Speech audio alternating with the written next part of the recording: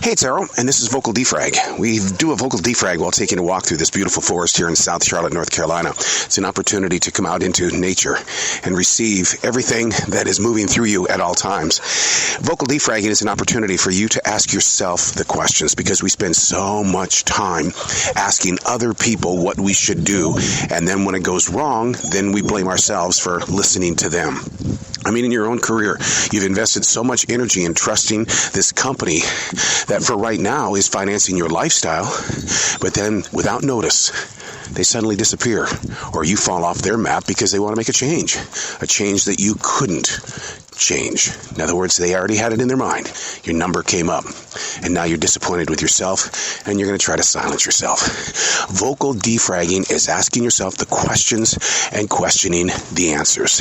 I also keep a written journal, which is just called a defrag journal, where I get to physically see the questions.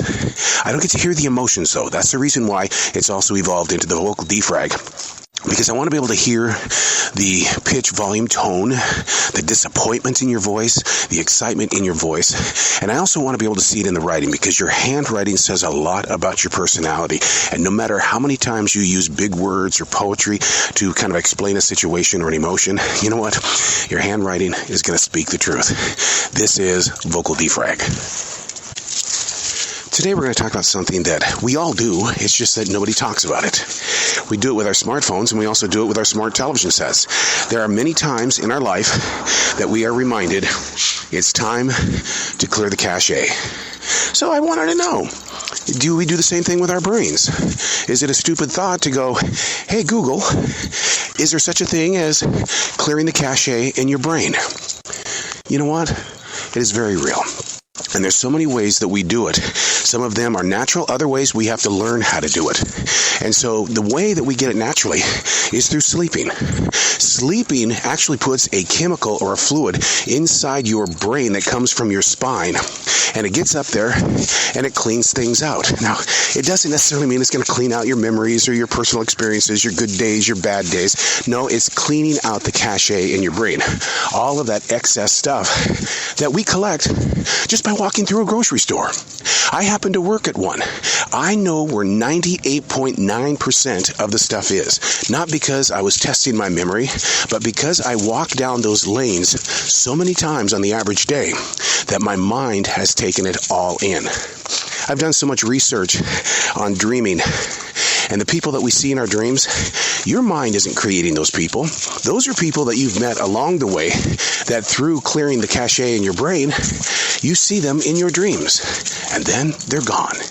Your imagination does not create the pictures for you. It's what you've gone through. So learning how to study what you dream, to document what you dream, just to kind of experience it, not to go through the nightmares or the twists and turns, but to see your cache physically and mentally leaving your system. Once again, that's the natural way it does it. It happens while you're sleeping. The fluids from your spine go up, kind of wash out the brain. You wake up and you didn't take notes?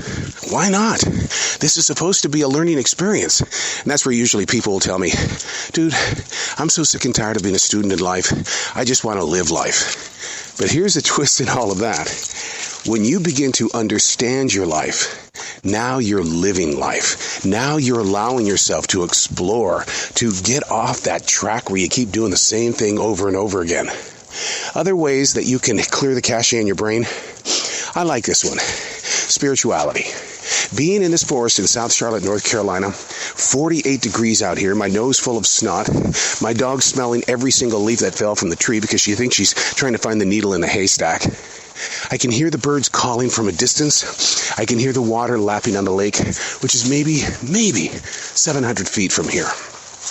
The spirituality of everything around you. I'm not talking about whipping out books of religion or anything like that.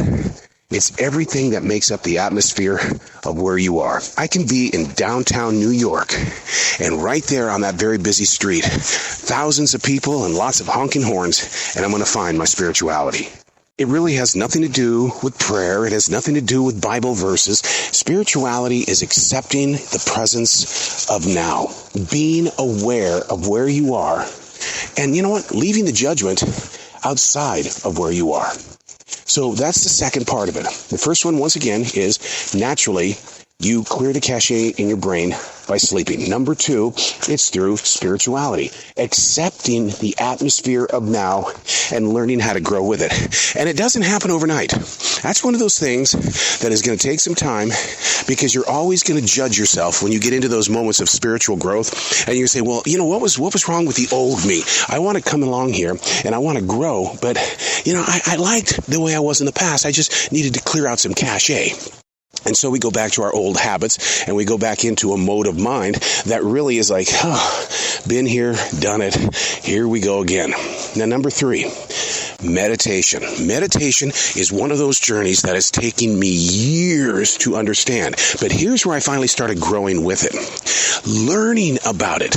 Not doing it because I saw a YouTube video. Not doing it because I'm reading it in a book. Not doing it because, hey, everybody is talking about it from the Beach Boys on. Got to do some meditation. Understanding what meditation is and how it works inside your subconscious mind is how you grow with it.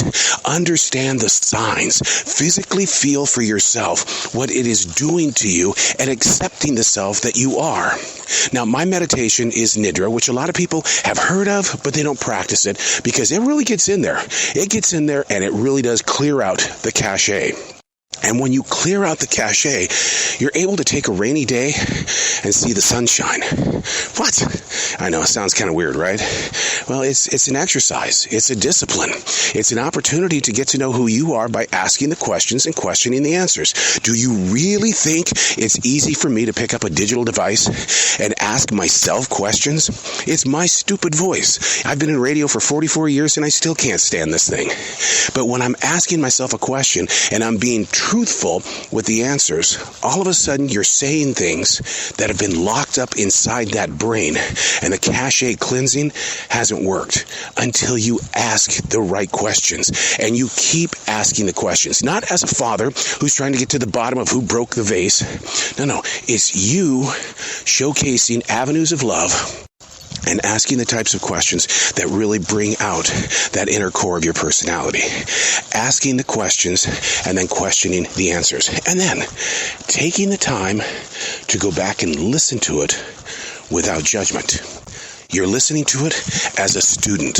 You're listening to it as somebody who is in love with the self that you are. And that is not conceit. That is an opportunity to get to know you. So one more time. Clearing out the cache in your brain. Naturally, get your sleep, because that spinal fluid's got to get up there and it's got to get rid of those pictures and all those experiences. But it's not going to destroy your memory. That's not what it's about. It's clearing out the stuff that you don't need. Number two, spirituality. Get to know your city. Get to know your nearest park. Mother Nature is waiting to knock on your heart and give you the type of love that really is just unbelievable. Learn to become a daily journal writer. Because if you don't document your personal growth, how do you know you're growing? But you're judging, right? And number three, clearing out the cache, meditation. Take up yoga. Get into martial arts. Get into the jogger's run. Get into something where it takes your mind to a level that you really can't explain. You just know, it felt good being there. Ask the questions, question the answers. Vocal defrag. Nobody has to listen to it. Even with your daily writing, if you ask yourself the questions, just put it in a place where you don't think people are going to find it. And even if they do, who cares? They're going to ask the questions anyway. You're going to hem and haw and probably come up with a lie to tell them. I'm Errol.